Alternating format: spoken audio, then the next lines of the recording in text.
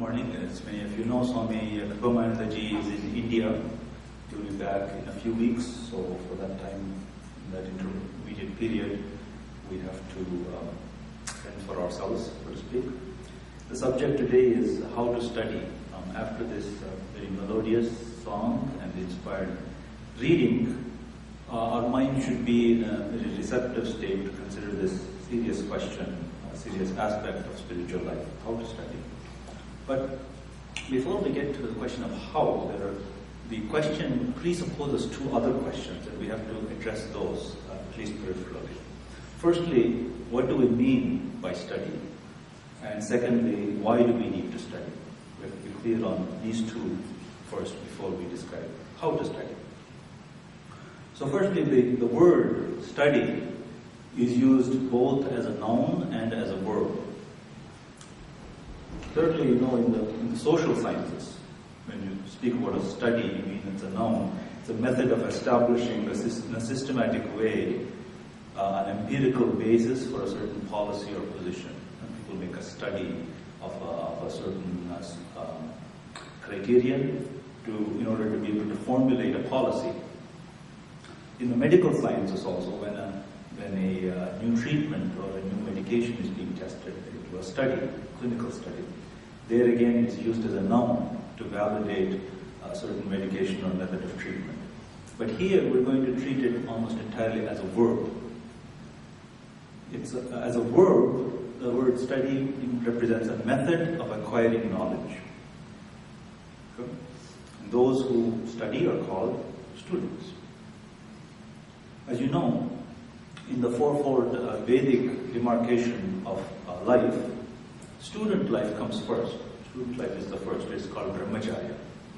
And from there one moves on to take on social responsibilities as grahastha and so on. Now that move from brahmacharya to grahastha signifies a formal end to spiritual life. Never to spiritual, formal end to student life. The transition from brahmacharya or student life to grahastha signifies the formal end to student life. However, as we know, student life begins, but really it doesn't end. There may be a formal ending, but in reality, there is no actual end.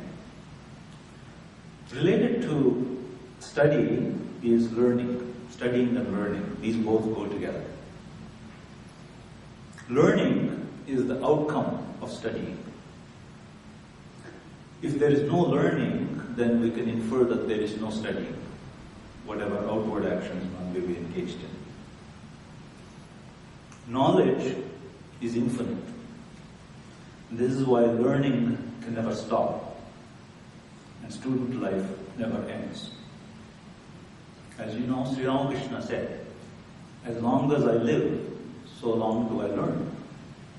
And you can just imagine if such an enlightened being, person that people speak of as an incarnation of God, could say that, how much more should it apply to all of us? The fact is that nothing in this world stays the same, neither in the physical plane nor in the world of ideas. Phenomena, by definition, is constantly changing. And so if we think we have finished learning, then very soon our knowledge will be outdated. Now, granted that there are some principles that are more long-lived or don't change, such as ethical values, moral and ethical values, spiritual principles. But even for these, their manifestations and the way they impact on our life changes, and we need to be able to understand that. If we want to live, forget about spiritual life, even if you want to live as decent human beings, rather than merely exist, then we have to keep our mind alive and alert. By being receptive to new ideas, we maintain a certain freshness and enthusiasm. While our physical capabilities will inevitably diminish with age, it is still possible to maintain a kind of youthfulness through our mind. And this comes from studying. So as we said, study is the systematic acquisition of information and knowledge. And I'll have more to say of the relationship between information and knowledge a little later on. Study may or may not be based on books. It may not be based on, or may be based on, something written. Traditional forms of study for all, for example, oral. You've heard. And even today, if you study some of the arts like music or drama, you're not allowed to write anything down. You have to listen only. Study may or may not involve a lot of information. And as you know, there's a big difference between knowledge and information. Knowledge, if you like, is kind of processed information or meta information. It's sort of like information about information. That is, after you've discovered relationships and patterns in information. You compare information to raw foodstuffs. Before they become useful to us, you have to process them. First, you have to clean them. And then you have to cook them. Sometimes you add some seasoning to it. But that applies to information as well. We have to clean it. That means we have to filter out good information from bad. Not all information that is available to us is the same quality. And secondly, we have to cook it. That means we have to think about it. Then information becomes knowledge. Information comes from census, comes from observation, hearing, thinking. But knowledge comes mainly from thinking and processing that information. Our study may be with a teacher or without a teacher. The most difficult kind of study is without a teacher and without a book. In this case, one has to rely a lot on observation, experimentation, trial and error, and reflection. And because of this, such study tends to be more time-consuming. But all methods of study are meant to minimize the waste of time due to trial and error. For example, when we use a book to learn a subject, we rely on the author to have identified the material that is relevant and that should be mastered. But even when we have a book, we still need to engage in the other aspects of observation, experimentation, and reflection. And then there will be study. Now there's a psychological dimension to all of this, which is sort of very important, especially for spiritual aspirants, which is almost independent of what it is you're studying. And that is that the systematic nature of study curbs the restlessness of the mind. Now study has both a public and a private aspect. In schools we have public study. So in other words, congregational study. These things help us to emphasize the systematic aspect of study. And they also provide us encouragement because there's a community of students. See, by myself, I may be undisciplined. I may have some good intention to study something. And I do it maybe 1 day, maybe 2 days, maybe 3 days, but then I give up. But if I'm enrolled in a course or in a program in a school, and there are fellow students, the commitment I have to make to be part of that will force me to continue to study and overcome my lack of discipline. So that is what's gained by community study in a school. However, what happens in the school is not the whole of study. Even in schools, every student has to spend time alone, reflecting on the material. It's the amount of time that we spend on our own in thinking, reflecting, and discussing that explains the difference between the abilities of students to master knowledge. You give the same class, the same lecture, the same tutorials to a group of students, some get it, some don't. The point is, the whole difference is made by the amount of individual work that students do on their own. So study has both a public and a private aspect. Publicly, if we study in a community, that helps us to overcome our own potential indiscipline. But that has to be supplemented by our own private study. Now the question of knowledge and information, many of us are satisfied with information. We've already observed that information is not the same as knowledge. Knowledge is processed information. But for various reasons, we find people are satisfied with just information. In some sense, perhaps because the complexity of our society, there is so much information people are expected to be aware of.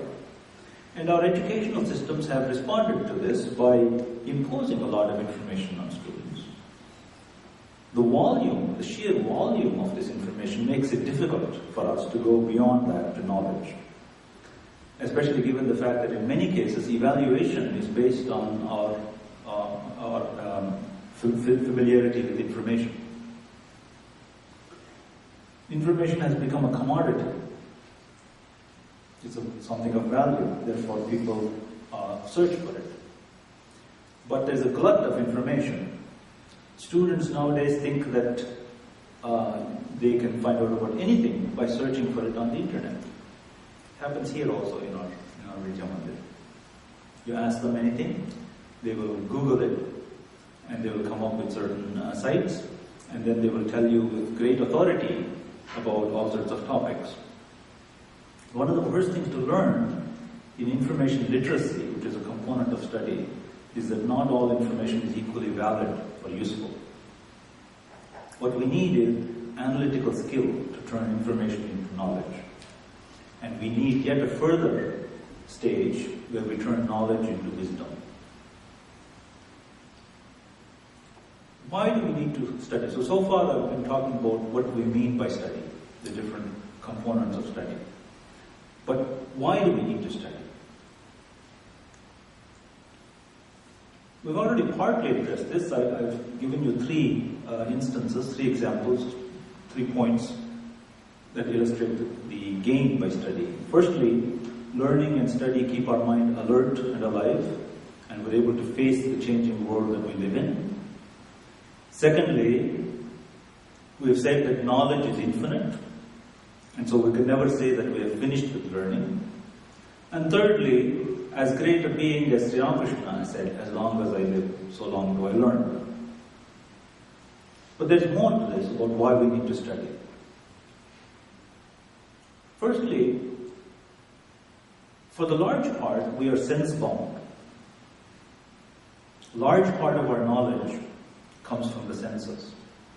And a large part of our existence is constrained by the senses. Now, all spiritual aspirants acknowledge the need to transcend the senses to gain knowledge. None of us would disagree with that.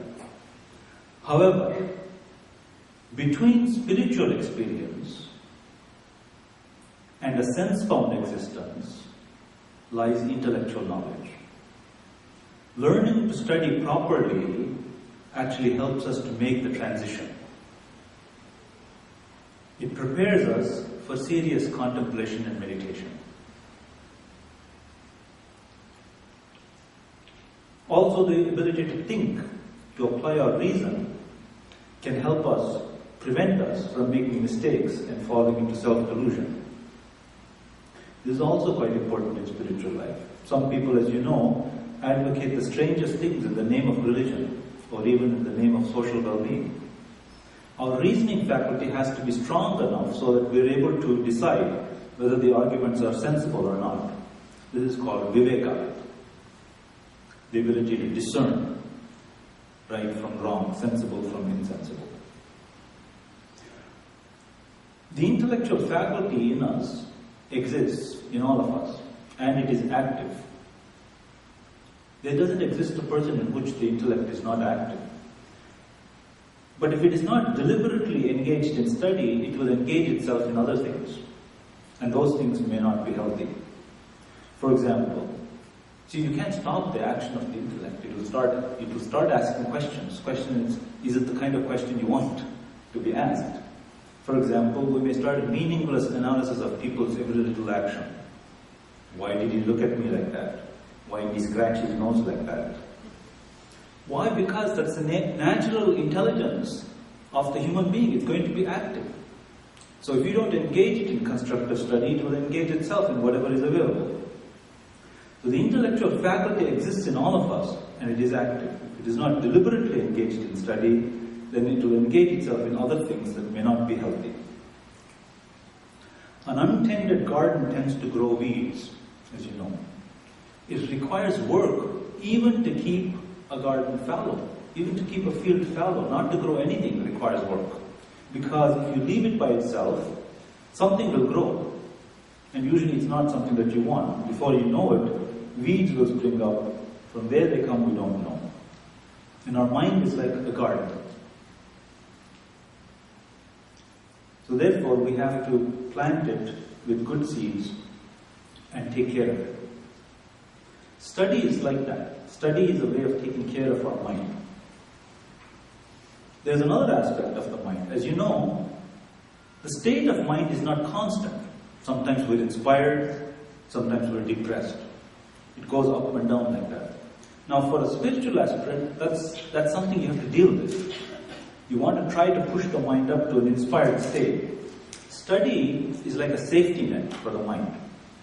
If you make a habit of study, a habit of engaging your reasoning faculty, what happens is you provide a lower bound beyond which the mind doesn't fall. So it's like a safety net. So now to summarize, I've given you 4 more reasons for studying. 1, intellectual knowledge is transition from the sensory to the spiritual. 2, strengthening our reasoning ability prevents us from falling into self-delusion. This is relevant in spiritual life as well as in ordinary life. 3, our intellect becomes engaged constructively rather than destructively. And 4, our intellect offers us protection from the oscillations of the mind. So these are 7 reasons why we need to study. Now in terms of spiritual life, the great sage Patanjali, in his treatise on Raj Yoga, includes Swajjaya as a niyama, that is something to be done as a daily discipline. Swajjaya is not just study, it's self-study or reflection. Now, the yamas and niyamas in Patanjali, they're the first steps in spiritual life, and they all relate to moral and ethical values. And he includes study in that. So therefore, we may assume that the study that Patanjali refers to should be such as to strengthen our moral and ethical sense. Now, some will tell us, and I've heard this in our own Vedanta society and other Vedanta societies as well, some will tell us it's not necessary for a spiritual aspirant. It is enough to cultivate love for God. And don't talk to us about study and reasoning. Is not for us. This kind of position is fallacious and actually dangerous in spiritual life, as reading from Swami Adishwananda pointed out. In the first place, love and knowledge are not different.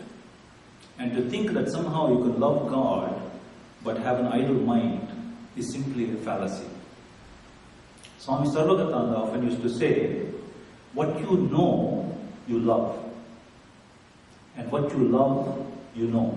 That is, love and knowledge cannot be separated. Those who think study is not necessary in spiritual life are usually those who will equate it with an intellectual study of scriptures. In other words, with information from the scriptures. Now, you all know the story that Sri Ramakrishna told of some people who went to the mango orchard. There were a lot of luscious fruits on the trees. And some people, instead of eating the mangoes, they started counting the number of leaves, the number of trees, the number of twigs. And the point of the story is we should eat the mangoes rather than occupying ourselves with these kind of details. This is of course true. However, I would dare to say that knowledge will help us to eat and enjoy and benefit from the mangoes more. So we've already discussed, by study we don't mean, or it's not limited to, the acquisition of information. But even if we understand it this way, a little intellectual study is beneficial because, as I said, it exercises the intellect. Sri Ramakrishna had the saying, Grantha is Granthi. That is, Grantha, is the big volumes, the scriptures, the tomes. Granthi is kind of a knot or an obstacle. So these big tomes, too much study of these big tomes is kind of an obstacle in spiritual life. And it's true. So we don't need to overdo it. We're not trying to become pundits. We're not trying to engage in scholarly debate. So there is a danger of overdoing study. We should be careful of that. But again, I would dare to conjecture that most of us are not in such danger at the moment. That we probably are at the other extreme and that we could well afford to do a little bit more study. Another argument one sometimes hears is people who've studied a little bit, they quote the Mundaka Upanishad. They say, don't you know what Aparavidya and Paravidya? So the Mundaka Upanishad says there's two kinds of knowledge. Aparavidya and Paravidya. And it's translated incorrectly in many books as lower knowledge and higher knowledge. And it says that spiritual knowledge is Paravidya. So some aspirants use that as an argument to conclude that the only thing we should study is scripture, since everything else is lower knowledge. Or they will say we don't need to study anything. In fact, the word para is not about lower and higher, but about supreme.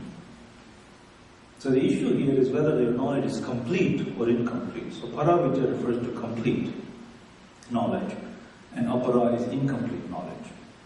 Moreover, these same people are surprised to learn that according to the Upanishad, all the scriptures are considered aparavidya. In other words, the very Upanishad that they're quoting is classified as aparavidya. So these are subtle words not meant to be taken in a naive way. So as we said, it is necessary for a spiritual aspirant to engage in a certain amount of study. It engages the mind, it curbs restlessness. Moreover, here's another important point, that intellectual conviction often precedes experience. We have to be intellectually convinced that what we are seeking is true. And that comes from engaging the mind, engaging our reasoning in the goal. And if we don't have that intellectual conviction, the problem is that we may not be able to withstand challenges to our faith. And those challenges can come from outside and from within ourselves. It's not always possible to insulate ourselves from ways of thinking that can be unsettling to our faith. It could be something someone else says to us, or it could be something that happens to us. Somebody comes and makes some trivial comment that casts all our practice in doubt. And then we come running to Swami and say, what's going on? Or something may happen in our personal life that shakes our faith. At that point, having a habit of engaging, of thinking, having intellectual conviction in our goal will help us withstand those challenges. Okay, so all of this is by way of sort of a preface to the subject. What we study and why do we need to study? Even whether we are studying some field in the world or whether we're spiritual aspirants, it is absolutely necessary. So now let us come to the art of studying itself. How do we study? There are 8 components to study that we should take note of. First is to identify the goal of our study. The goal will determine what and how we need to study. And we have to be aware of the fact that our goal may change from time to time. It doesn't stay constant. For example, if we want to be sufficiently well informed of current events, well, the daily newspaper will suffice. Perhaps you want to be even more well informed of current events, read several newspapers.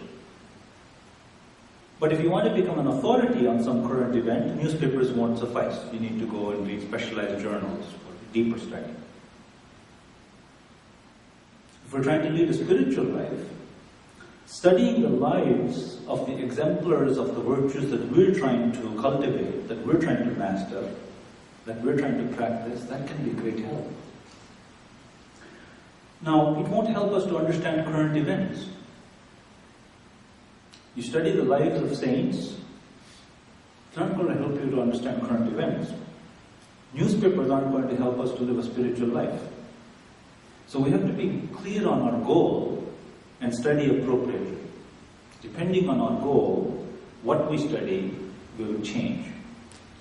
Now the problem is, have we given enough thought to our goal? If we're not clear on our goal, study becomes very difficult. Now the goal is not something somebody else can tell you.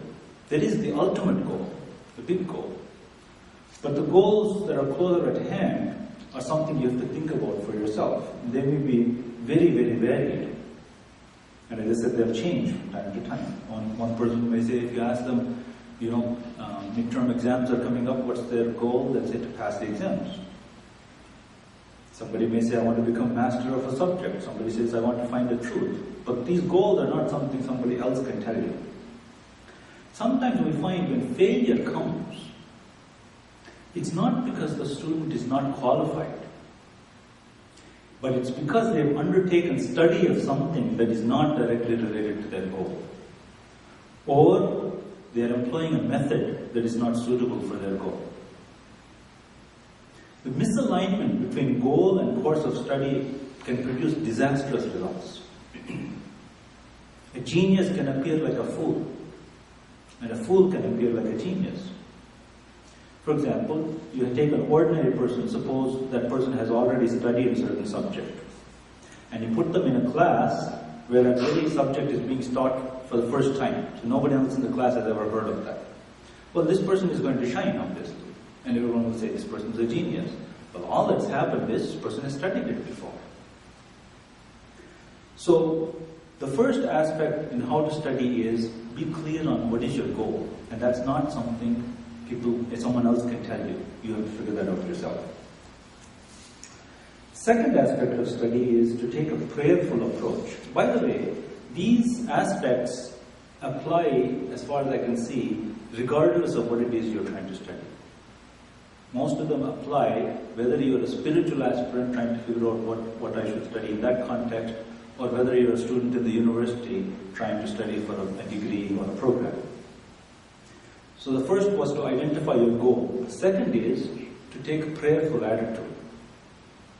You see, despite all our analysis, still there's a mystery. Learning is a mystery. It's often we compare it to like growing a plant. You can follow a scientific and a systematic approach. Suppose you plant 10 seeds and you water them in equally the same way. Yet maybe 4 of them germinate and 6 don't. Why? There are mysteries beyond our ability to understand. There may be circumstances beyond our control, and so learning is still mysterious. So therefore it is necessary to take a prayerful attitude. The Gita tells us that when we approach teachers with humility and reverence, they will tend to open up the secrets of their knowledge. This is not something esoteric. In fact, you can even understand this from the point of view of human nature. Or what of human nature? You can even understand this from the point of view of animal nature. Suppose you're trying to milk a cow. I don't know if any of you have had the experience of trying to milk a cow. I actually haven't, but I've heard from others. That if you approach gently and kindly and lovingly, you're more likely to succeed. Well, it's actually the same way with teachers. You approach with reverence and a desire to know, they're more likely to open up their brain. And so the Gita says we should always approach teachers, but also knowledge, with humility and reverence in a prayerful way. It is so important that this actually has been codified in the concept of a goddess of learning. You know, the Greeks had such a concept, the Egyptians had such a concept, the Indians had such a concept of Saraswati. Knowledge is sacred. And so we must pray that that knowledge is revealed to us and that we're able to understand it. So another aspect of how to study is to take a prayerful attitude. This is the meaning of the Gayatri Mantra. That's why we make give that such an important role in the Vijja Mandir. See, the Gayatri Mantra, despite many poor translations of it, is actually a fantastic statement. It says that may that supreme and adorable light illumine my understanding. There is actually no reference to God in that. May the supreme and adorable light illumine my understanding. So it's an acknowledgement that there's something mysterious beyond our rational understanding that affects the process of learning. And so this Gayatri Mantram is a prayer and appeal to that. So the second aspect of study is to take a prayerful attitude. The third is to understand that there are stages of study. So the study just doesn't happen like this. It's not a 0-1 phenomenon. We cannot avoid learning the alphabet before studying deeper thoughts. This level of study may consist of routine repetition or even memorization. And at this level, study is all about information. But you can't skip it. We may need guidance here on figuring out how much constitutes enough information. But you still need that information.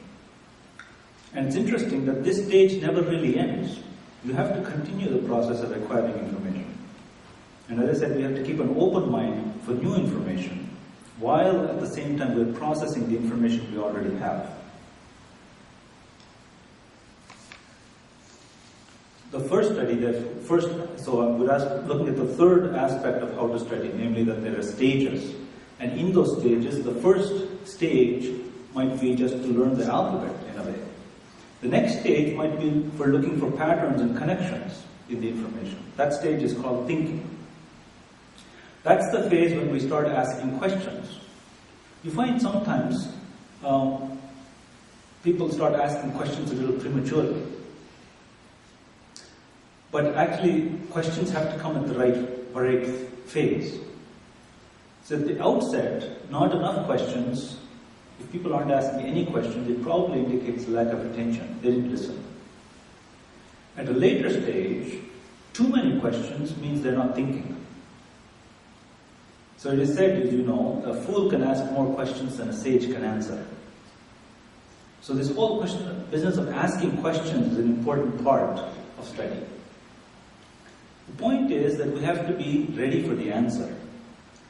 The ground has to be prepared within us for the answer to make sense. In the Prashna Upanishad, some students come to a rishi and ask some questions about ultimate reality. Actually, they say they want to ask some questions. The rishi doesn't answer them immediately. He says, I want you to go and practice tapasya for 100 years. A little bit harsh, but that's the Upanishad. It says, go and practice tapasya for 100 years and come back and ask me the same question. Well, they did. The Upanishad says they did that. But the point of the story is that until the restlessness of the mind is curbed and the ground is prepared, answers won't make sense. So questions can't be asked prematurely. And when the time comes to ask questions, humility and reverence will help us to understand the answer. So there are stages. The third thing here is that in study is there are stages in study, and we have to figure out which stage we're at. The next aspect, the fourth aspect of how to study is the habit of note-taking. You see, in listening or in reading, taking notes is a very great help in retaining information, because it engages more than one sense. You're seeing, you're hearing, and you're writing also. And so therefore it increases the chances of retention. Why? Because we are heavily sense dependent. We have to acknowledge that right now. We are heavily sense dependent. Therefore, engage as many of the senses as possible in what you're trying to do. Now, a good habit is not only to take notes, but to follow it up by rewriting our notes after we go home. You see, writing has a very powerful effect on the mind. You know, this motion, this ability to join the thumb and this finger actually requires a large amount of gray matter, a large amount of, it's quite a sophisticated position even. It's even given as a mudra for this reason. This is possible because of our evolution of our mind. So when we write, we're almost always in that kind of position. So it has a powerful effect on the mind. So much so that there is even benefit in attentively and carefully copying a text in one's own hand. You know, in the olden days, this was a discipline. Before the printing press was so common, people had to copy by hand text. If you do it attentively and carefully, actually it has a profound effect on your learning. Even today, if there's a text you want to really understand, copying it in your own hand can be very beneficial. It's time consuming, but it is a powerful tool in study. Copying a text can be supplemented by preparing a list of questions for oneself. So as you read the text and you understand what is the main point, you can on a separate page state the same point as a question for yourself. And when you've gone through the text, you can close the text and your notes and go through your own questions and see if you will answer them. And if we find we have trouble with the question, then that's a sign that we need to review that part of the material again. Now, after this process of study, in some sense, your notes can be thrown away. It's not that the notes themselves are the essential thing, but the whole process of how that information is going into your mind. So the notes are only a tool. You know that story Sri Ramakrishna used to tell. Somebody sent a shopping list, bring so-and-so items. And that shopping list is very important until the person memorizes the list, then he throws away the list and goes and procures those items. The list is useless after he knows what's in it. Similarly, our notes are like that. But there is another point to note that you might think that if these notes were useful to me, they may be useful to others. And so there's another aspect. You may maintain the notes and even improve them for possible use of others who are coming afterwards. This is the genesis of most books. Most books are written like that. Somebody makes notes for themselves and they refine it, and then they say, well, others may benefit from these notes, and then it becomes a book. Okay, so that's the fourth aspect of how to study, the habit of note-taking. The fifth is very important, is about thinking and reflecting. Is it really 5 to 12? So we'll go a little faster. Thinking and reflecting. According to Swami Sarvagatananda again, who I quote often, thinking means coherent conscious correlation of facts. Coherent conscious correlation of facts. The facts are the information, what you read, heard, imagined, dreamt, all of that is the facts or the information. Now to put them together in some coherent form, and not accidentally, consciously or deliberately, and then to correlate them, to find the connections between the two, that is called thinking. And what happens is something mysterious happens when you do that. You discover connections that you didn't know beforehand. Those are called ideas. Those are new ideas. So thinking, of course, requires this raw material. We don't think in a vacuum. That thinking comes from the senses or from what you read, heard, and so on, the information. And then we have to deliberately find stable patterns and relations. Now, as I said, what happens when you do that is that you discover new patterns that you didn't know were there before. And sometimes it might not happen all of a sudden. So you think really hard about what does this mean? What is the connection between all these facts? How do I put them into a coherent pattern? And it doesn't work for you. But you leave it. And then you go and do something else, and suddenly it strikes you that in fact there is a stable pattern, the so-called eureka moment. But the eureka moment, the moment of discovery, doesn't happen unless we go through all that preparation beforehand. See, you know all the story of the Archimedes running out of the bathtub, shouting eureka. But that happened because he spent a lot of time deliberately, consciously trying to solve the problem. Similarly, Einstein used to go and think about a problem, after a while leave it and then play his violin. And then suddenly he'd get a flash of insight. So these flashes come and we make new discoveries, but it comes only after the preparation is done. Okay, the sixth aspect of how to study is the art of asking good questions. I said a little bit about this already. Firstly, to ask a good question requires preparation. If you're in a group and somebody asks a good question, then you can infer from that they have spent some time in study.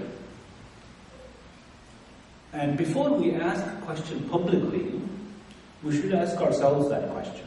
We should think about it. Because the quality of the time that we spend thinking for ourselves about the question will determine how much we will be benefited by the answer. And if we're not prepared, we will miss an opportunity, even if by chance we ask a good question. will miss the opportunity. There is historically, actually, in religious matters, there is a famous incident of this. Herod, the Roman, not emperor, but he was, I guess, the commander in that area, asked Christ, when he was trying to decide what to do about him. The population wanted him to be crucified, and he asked him in the course of the conversation, who knows the truth? And walked out. Now imagine standing in front of an avatar Purusha and asking who knows the truth. He would have gotten an answer, but that was a missed opportunity. Even if by chance you ask the right question, if your mind is not ready, you won't benefit from the answer. Okay, the next step is the importance of discussion. The Taittiriya Upanishad very clearly says that one should both study and speak to others. Swachaya pravachanabhyam na pramaditavyam. That is, study and speak to others. For what purpose? For sort of becoming well known as a speaker? No. It's to help you in your understanding. Swami Vivekananda used to do this in the early days of the Ramakrishna mission, Ramakrishna Math. When there were meetings, he used to make the brahmacharis and the Swami stand and talk for a few minutes on some topic. What was the point of that? It was obviously to help them in their studies. Discussion helps to clarify our understanding. And when you try to explain your understanding to somebody, you have the chance, A, of understanding it better yourself, and B, of them asking a question that you had not anticipated. Remember the previous one was about art of asking good questions. Sometimes our best questions come when we try to explain something to somebody else. So in listening to the explanation of others, we get some hints that will further our own study. And in trying to explain to others, we find the gaps in our knowledge. But again, you have to be careful here. You have to understand what stage we are at in our study. Getting into discussion with the wrong kind of people can actually be harmful. So you don't want to disturb the mind. The point is to discuss with people, like-minded people, who will help you in your study, and not to disturb the mind. Questioning is good, but it should be constructive. And we have to understand that all knowledge, however way it's reached at, is based on assumptions. And that applies to our knowledge as well as claims made by others. Okay, the eighth aspect of study, of how to study, is the importance and power of regularity. Swami Vivekananda has a nice little statement, a very pithy statement. Many a little makes a mickle. Actually, I don't know what mickle means, but I assume from the context, I assume what he's saying is that you add a lot of little steps and you get a big step. So studying for just a few minutes regularly adds up over a period of time. Some people get afraid when you say study, you have to study for hours. Even 5 minutes a day, and you'll be surprised at how you're able to complete even large books in that way. So Swami Vivekananda used to describe education or study as a nervous association of ideas. The nervous association of ideas. Somehow ideas have to get implanted into our nervous system.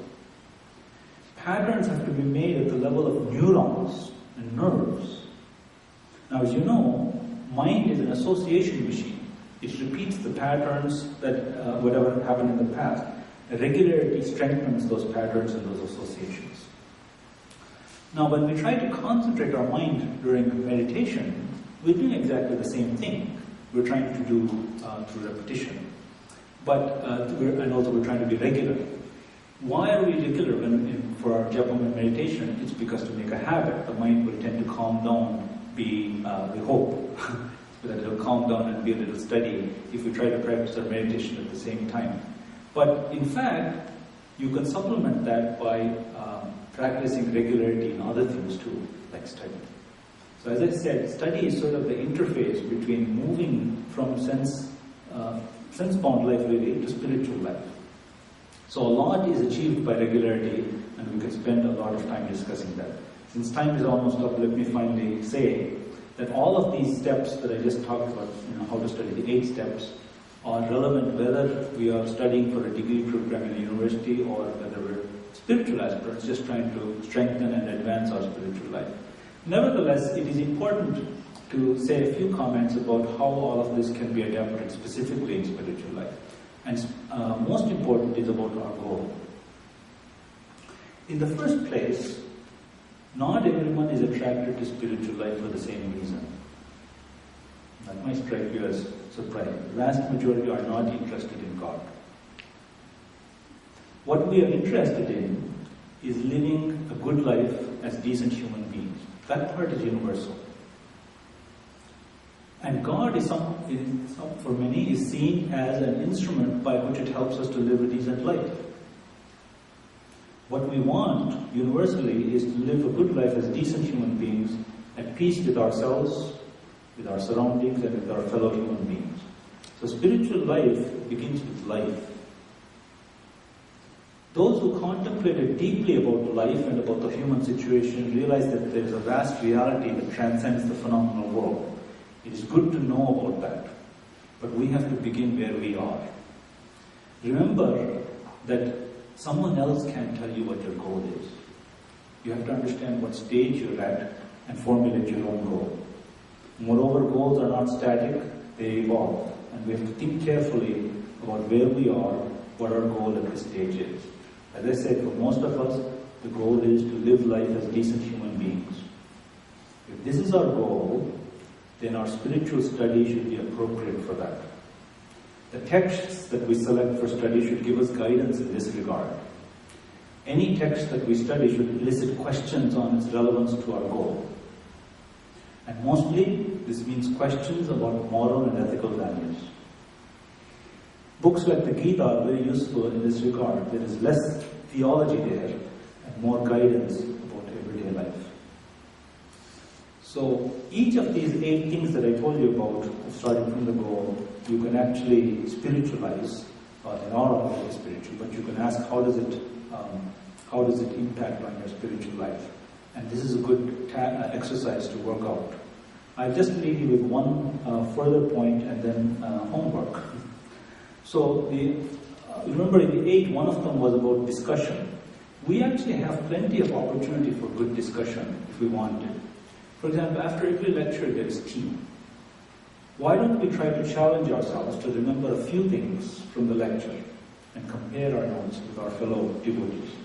In this way, the message of the lecture will be reinforced, and something that you might have forgotten might have been picked up by your friend. And also a question that might not have occurred to you might be raised by your friend. And in this way, the lecture will have much more impact. You see, often we find people telling us, I'm sure you've had this experience as well, someone goes and says, this was a fantastic lecture. Many of us have attended many lectures. And we can do so, and if you ask them, well, how was the lecture? It was excellent, very inspiring. What did he say? I'm not sure. In fact, it's so much so that I remember there was a famous, there was a congregation of Swamis, about a dozen Swamis, I think it was in New York. And I couldn't attend, but I heard some of the devotees attended, and when they came back, I asked them, what did the Swamis say? And all they could tell me was the jokes that each Swami told. They remembered those perfectly. They could tell what joke each Swami told. Now, it's not bad. Remembering anything is good, because it's kind of a holy association in the mind. But surely we can get a little bit more out of a talk than that. So, and yet everyone agrees unanimously the talks were inspiring. So why don't we try to sustain that inspiration by trying to remember a few points? The inspiration will be a passing phenomenon unless we're able to retain more of what was said and what we personally found inspiring. If we take notes of lectures and of books that we're reading, that will help us greatly to retain and better understand what is being said, and it will be a good component in our studies. So as I said, I want to finish with homework. Now, this is not homework in the sense that, please don't hand it in. If you hand it in, give it to Swami Kripa. I don't want to see it.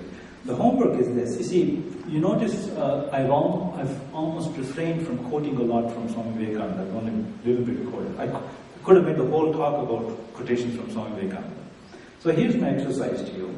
Go through the 9 volumes of the complete works of Swami Vivekananda and pick up all the things he said about study. And he did say quite a few things. Compile a list of them in your own hand, not on the computer, in your own handwriting. And then go through those. And you can also add, by the way, the Life of Swami Vivekananda by Eastern and Western disciples. Take those. You'll find fantastic things. He'll tell you, for example, how he had trouble studying Panini.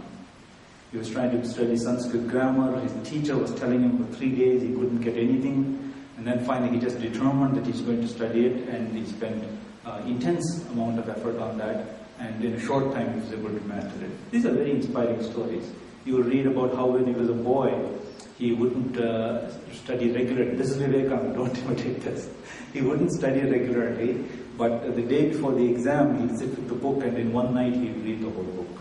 So he studied geometry that way. And he'll tell you how he used to tie a string to his toe and connect it to the door, so that if he would doze off, the string would pull him, and he'd wake up again. So he'll tell you all these kind of things, things that he tried in terms of study. It's very entertaining, but also very inspiring. My advice to you is, as an exercise, go through the 9 volumes of the complete works and the life of Swami Vivekananda. Make a note of everything Swami Vivekananda said about study. And then from there, extract 3 things that will help you in your spiritual life, that are particularly relevant for you.